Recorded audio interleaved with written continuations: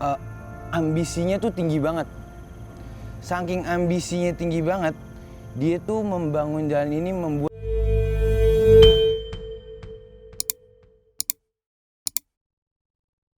Dan waktu itu kita langsung naik ke lantai 2. Harusnya sih, kan itu rumah udah kosong, jendela juga udah pada bolong ya kan.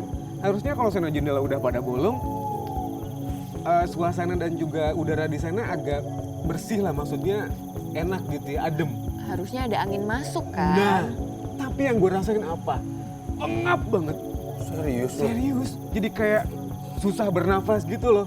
Udah gitu lembab, terus kalau kotor dan yang lain udah pasti lah ya, karena waktu itu rumah kosong. Akhirnya gue sama teman gue ngajak untuk segera balik ke mobil. Gue takut di situ, beneran.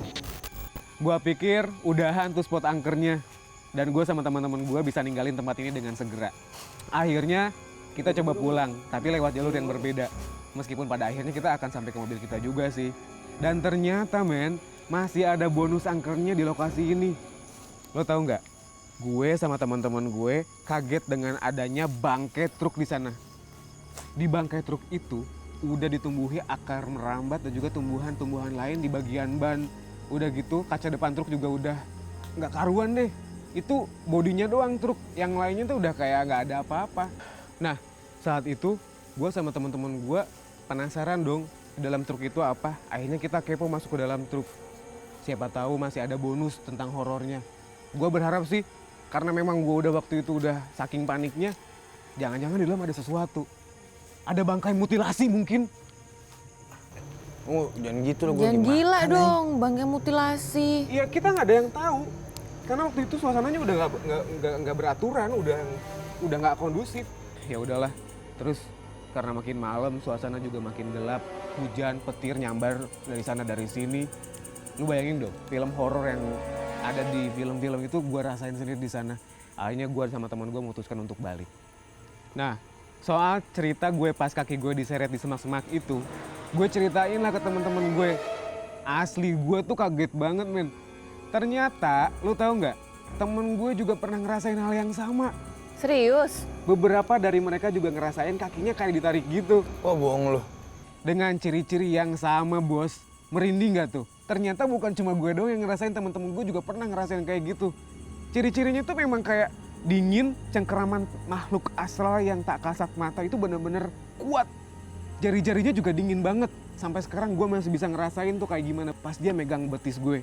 Cuma bedanya temen gue itu ditarik kakinya pas di bagian tangga, bukan di jalan kayak gue tadi. Pokoknya gue nggak mau lagi balik ke tempat ini. Biasanya kalau kita penelusuran ke Curug, ke goa, gue pengen ngajak kalian balik lagi kan. Cuman kalau ini gue nggak mau ngajakin kalian berdua. Karena gue aja udah kapok, dibayar berapapun gue nggak mau balik lagi ke sana. Pokoknya gue takut. Wah, gue berani tuh. Bener loh? Pingsan di dalam sana. Berani gue. Awas lo, gue aja takut. Cerita lagi dong, masih ada nih makanannya. Enggak, udah gue dari itu dulu. Kok udah sih? Woi, Nggak asik. so sibuk lo. Ya udahlah, lanjut besok ceritanya.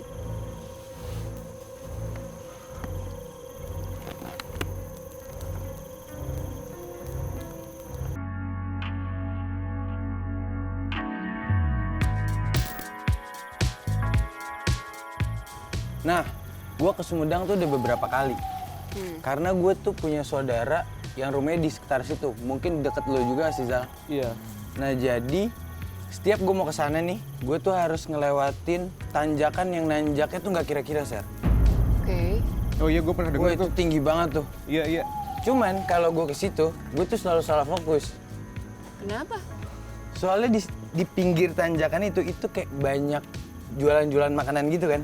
Iya, Ya, Oh, jadi kayak ada iya, jualan iya. kerupuk, jualan ya itu, jadi gue kayak ya bawaan gue pengen makan. Tapi kali ini beda nih. Jadi kemarin pas gue kesana, hawa nafsu makan gue tuh udah hilang. Tumben. Soalnya gue kepikiran sama si jalan tanjakan itu parno banget men, gue liat deh. Emang securam apa sih, Jo? Wah itu parah sih, itu gue ngeliatnya serem banget sih. Terus saudara gue tuh cerita kalau di situ tuh banyak udah makan korban gitu loh. Makan korban. Iya, jadi banyak kecelakaan men di situ. Oh iya. Wah itu serem banget tuh. Terus. Terus ya, yang gue denger-denger tanjakan Cadas Pangeran itu usianya udah tua banget. Itu dibangun tahun 1808 pas penjajahan kolonial Belanda. Jadi company ini dulu terkenal sama kerja rodi, lo tahu kan itu? Ya Iya, tahu tahu. dong. Itu yang bikin para pekerja bisa sampai meninggal gitu kan. Nah, tanjakan ini tuh dibangun saat pemerintahannya Gubernur Jenderal Daendels. Nah, ini salah satu orang yang ambisinya tuh tinggi banget. Saking ambisinya tinggi banget, dia tuh membangun jalan ini membuat ribuan orang meninggal, men. Kok bisa? Caranya gimana tuh? Ya karena kerja rodi itu tadi. Ah, Jadi kayak dipaksa dan banyak pekerja itu kelaparan sama kena penyakit malaria gitu. Itu gue sedih banget sih. iya iya iya. Karena gue ngerasa itu tanjakan dibangun sama orang Indonesia, men. Dan mereka meninggal tanpa punya salah apa-apa. Dan mitosnya karena itu tanjakan dibangun sama orang yang banyak meninggal, akhirnya banyak memakan korban jiwa gitu. Betul. Banyak sih sering ya Neng yang dari sana tuh tahu-tahu tiba-tiba belok sendiri, nggak ketahuan. Kadang-kadang yang lagi belanja juga supirnya di bawah lagi belanja, dia belok sendiri gitu. Kadang-kadang sering kecelakaan. Nggak ini deh, kadang-kadang malam, kadang-kadang siang, kadang-kadang pagi juga. Nah, waktu gue lewatin jalan Cadas Pangeran ini nih, itu rasanya tuh agak aneh. Kenapa? Soalnya sebelah kanan kiri gue itu hutan. Itu bagus banget. Ya buat manjain mata oke lah. Tapi lama-kelamaan gue lihat hutan itu gue jadi parno, men. Soalnya yang ada di bayangan gue nih, di balik hutan itu kayak ada jurang. Jadi kalau lu jatuh tuh di jurang, udah fix lu ketemu Tuhan tuh. Dan di situ juga itu kayak banyak kecelakaan. Nah itu kecelakaan itu kejadian karena banyak apa ya? Lo tau gak sih kayak penampakan gitu loh kayak di jalan kayak gitulah. Dan mungkin semakin banyak kecelakaan, semakin banyak arwah penasaran di situ ya nggak sih? Betul. Bener banget. Wah itu, gila gue parno banget tuh liat deh. Sebagai cowok, ya masa gue nyerah ya nggak sih? Dan gue udah di situ. Apalagi sebelah gue, pas gue nyetir tuh bapak gue. Ya nggak mungkin lah ya. Jadi gue kok stay cool gitu lagi nyetir. Sosok berani. Iya, sosok berani. Padahal lu nggak berani kan? Enggak tuh. Cuman pas gue nengok sebelah nih, dia takut juga. Jadi kayak takut juga bapak gue. Ya udah terus gue pasang musik aja tuh. Biar gue relax kan. Dan pada akhirnya gue bisa ngelewatin tuh si tanjakan itu. Ya walaupun di pikiran gue tuh emang sih tuh tanjakannya tuh parah banget, apalagi pas di tikungan.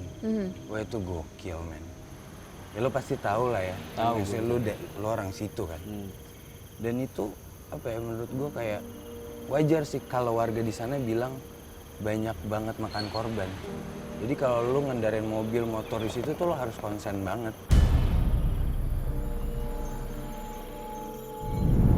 Ya lu paham lah. Akhirnya maksud jadi gue. sugesti kan? Nah itu tuh masalahnya orang kalau udah denger cerita kayak gitu, biasanya kita tuh suka parno sendiri, deg-degan sendiri, padahal nggak ada apa-apa gitu. Dan akhirnya nih, ya sebagai gue anak yang soleh lah ya, jadi gue berhasil lolos dari situ. Tapi ya ngomong-ngomong tadi jalanan, gue tuh juga inget sih kayak ada satu cerita juga waktu itu tentang salah satu jalanan yang katanya cukup angker juga dan banyak kecelakaan. Di mana tuh? Kalau nggak salah tuh kayak di daerah Sukabumi deh. Oh yang waktu lu balik dari sana ya? Mana Pelabuhan Ratu? Iya. Iya. Mau denger? Boleh. Boleh gue ceritain. Tapi dingin nih, kayaknya mau ambil selimut dulu. Gua aja. Tuh. Asik. Gitu dong Jo, cowok tuh kayak Rizal nih, gercep, Ya ilah. peka Dia gitu tuh caper loh. aja. Tolong dong sekalian cemilan.